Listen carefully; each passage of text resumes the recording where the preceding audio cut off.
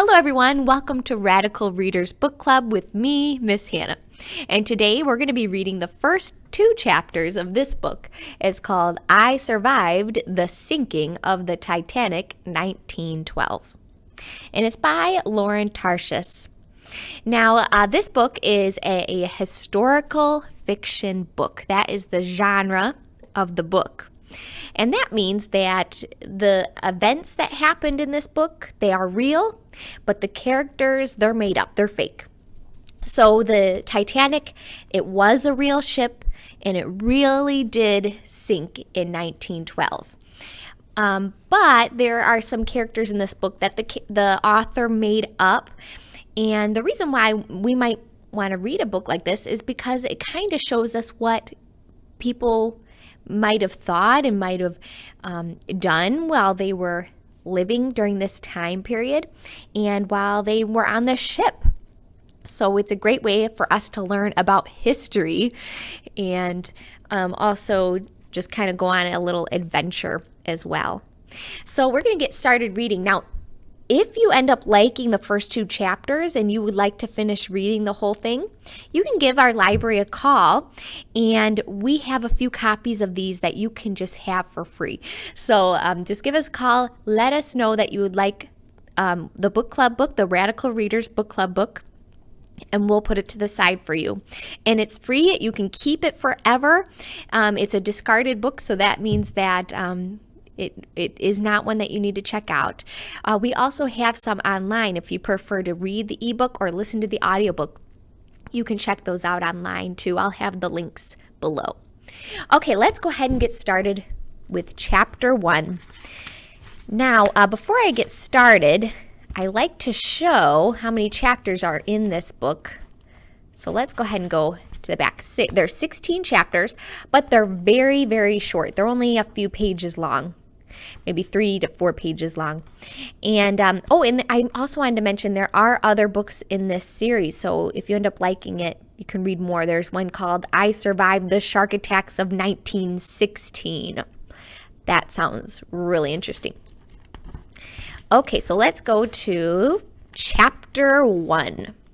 Monday, April 15th, 1912, 2 a.m. on the deck of the RMS Titanic.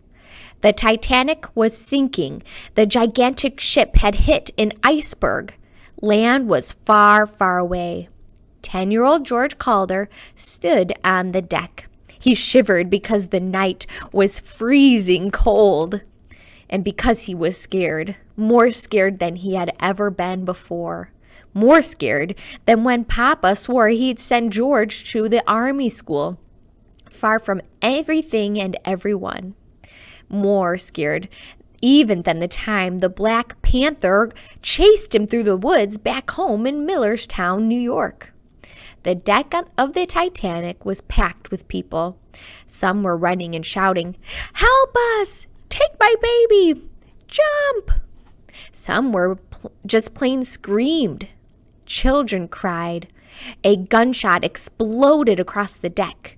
But George didn't move. "Just hold on," he told himself, gripping the rail, like maybe he could hold up the ship. He couldn't look down at the black water. He kept his eyes on the sky. He had never seen so many stars.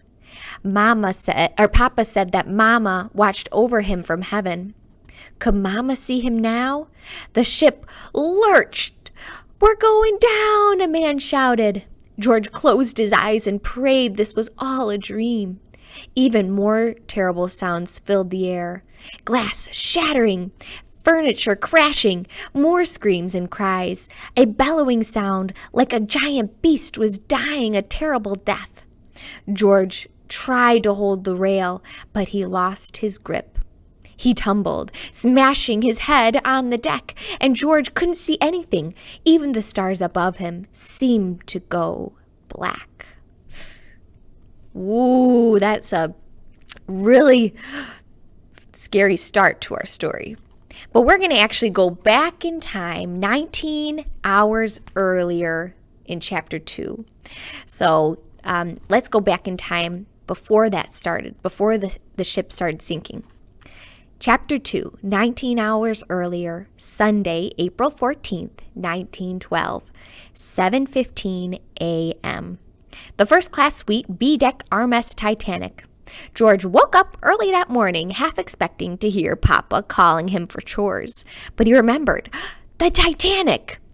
He was on the greatest ship in the world. It was their 5th day at sea. George and his 8-year-old sister, Phoebe, had spent 2 months in England with their Aunt Daisy.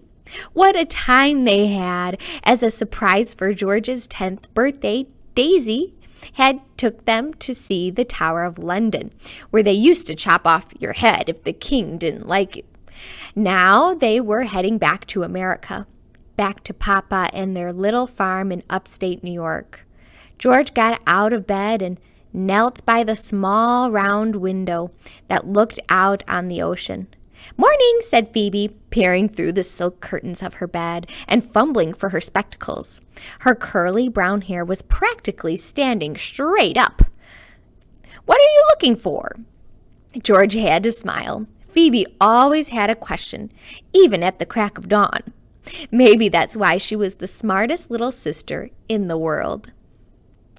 "I thought I saw a giant squid," George said, "and it's coming to get us." George rushed over and grabbed Phoebe with wiggly squid arms. She curled up into a ball and laughed. She was still laughing when Aunt Daisy came in.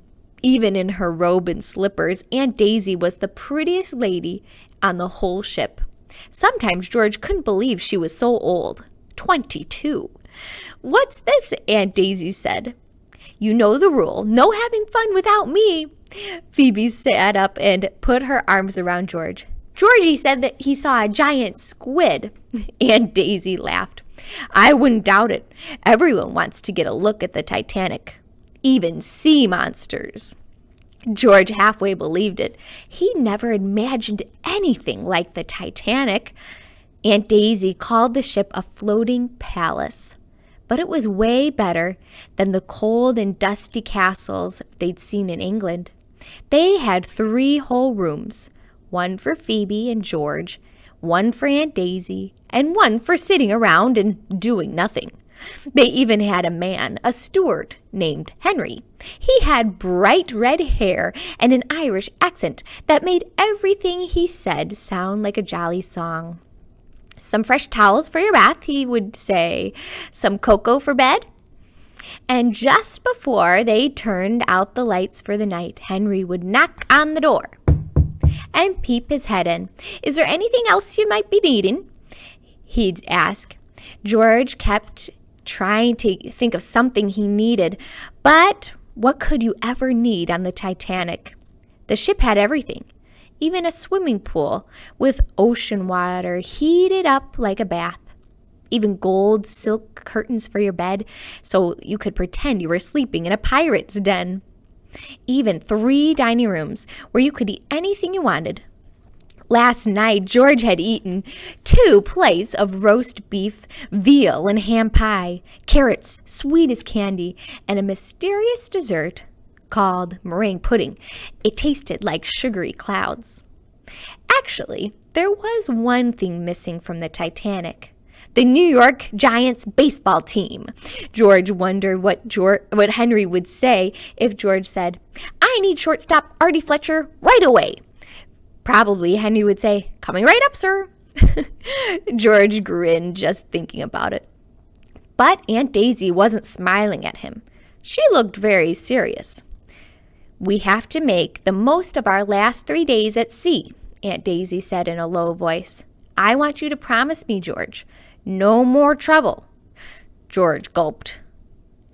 Was she really still mad at him for last night?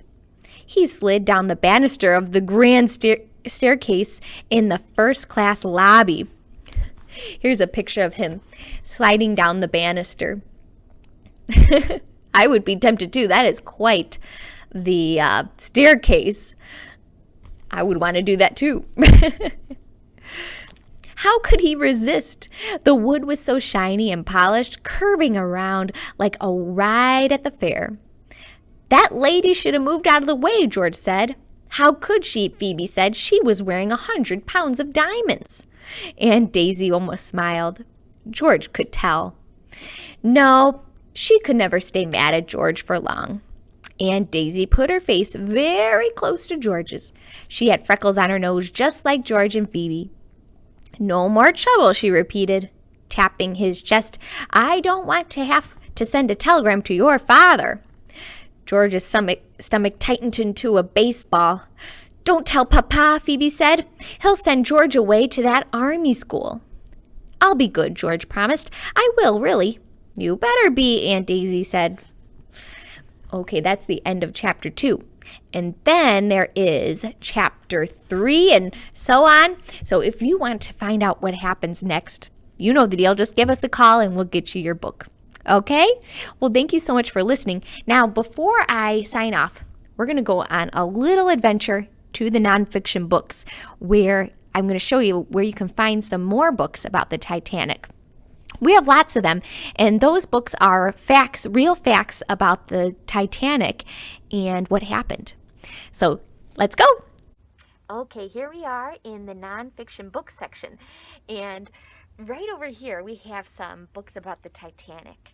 So you can tell because here, let's just go ahead and grab one. Here's one here. And you can see the call number there. It says J910.9.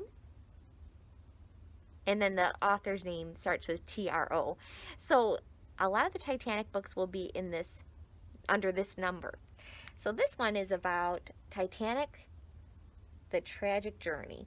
So, but there's lots of other ones here. We have, if you like the Magic Schoolhouse one, we have one all about that. Their Fact Finder one, and then, oh, this is a great one. This is the What Was series. These are quite popular as well. And this one's really cool. It's actually a interactive one, so it's kind of like choose your own adventure. You can, as you're reading along, it'll tell you to flip to certain pages based on your decision. Like right here, it says to go to the general room with Tony and your friends, go to page 54. To return to your cabin for the night, go to page 55. And then you can continue on and you'll see what happens to you. Let's see, there's another one here, the story of the Titanic. That's quite a big one. And but there's a bunch of them here. So if you want to check those out, just come on into the library and we'll show you where they're at. Well, thank you so much for visiting and for listening to our story. And we'll see you next time for another chapter book reading. Bye-bye.